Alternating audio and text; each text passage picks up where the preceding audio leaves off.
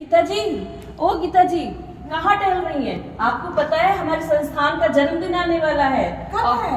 अरे पता ही नहीं है। अरे आपको याद ही नहीं है? इसी साल, इसी समय, इसी मंथ में हमने अपने संस्थान का इसी जगह पे जन्मदिन मनाया था। याद आया।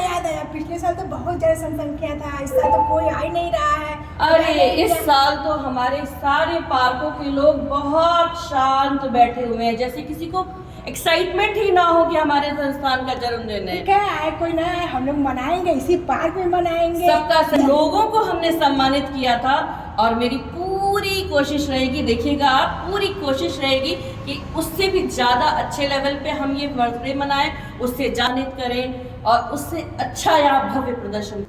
कैसे होगा जब कोई आ नहीं रहा? कैसे होगा? अरे होगा, जरूर होगा। देखिएगा, हम लोग सबको कॉल करेंगे, सबको याद दिलाएंगे और सबको उत्साह दिलाएंगे कि हमारे योग संस्थान का तीसरा जन्मदिन हमें खूब भव्य प्रदर्शन के साथ करना है और सबको रिकॉल करेंगे, सबको बुलाएंगे और सब लोग यहाँ पे आएंगे। उमा जी भी आ गए, उनसे बात अरे हाँ, कैसी है? हमारे योग संस्थान का जन्मदिन आने वाला है, आपको पता है?